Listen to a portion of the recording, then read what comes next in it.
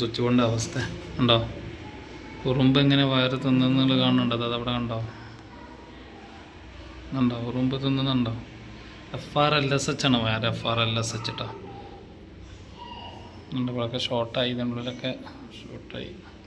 ഇതൊരു വട്ടം ഞാൻ ക്ലീൻ ചെയ്ത് കൊടുത്താണ് താൽക്കാലികം. ഇത് സ്വിച്ച് ബോർഡ് വാങ്ങണ വരെ, അതാ സ്വിച്ച് ബോർഡ് വാങ്ങി ഇവിടെ റെഡിയാക്കി വെച്ചിട്ടുണ്ട്.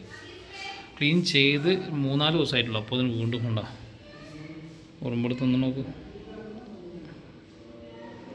ഈ ഗ്യാപ്പ് നിന്നാണ് വരുന്നത് കേട്ടോ. ഉണ്ടോ? ഇത് ഗ്യാപ്പൊന്നും ഇല്ലാത്തതുകൊണ്ട് ടൈലൊക്കെ ഇത്രയും ഏരിയയിൽ കട്ട് ചെയ്ത് വിട്ടുകയാണ്. അതുകൊണ്ട് തന്നെ മുമ്പ് വെച്ചത് അതേപോലത്തെ ഒരു ഫോം ടൈപ്പാണ്.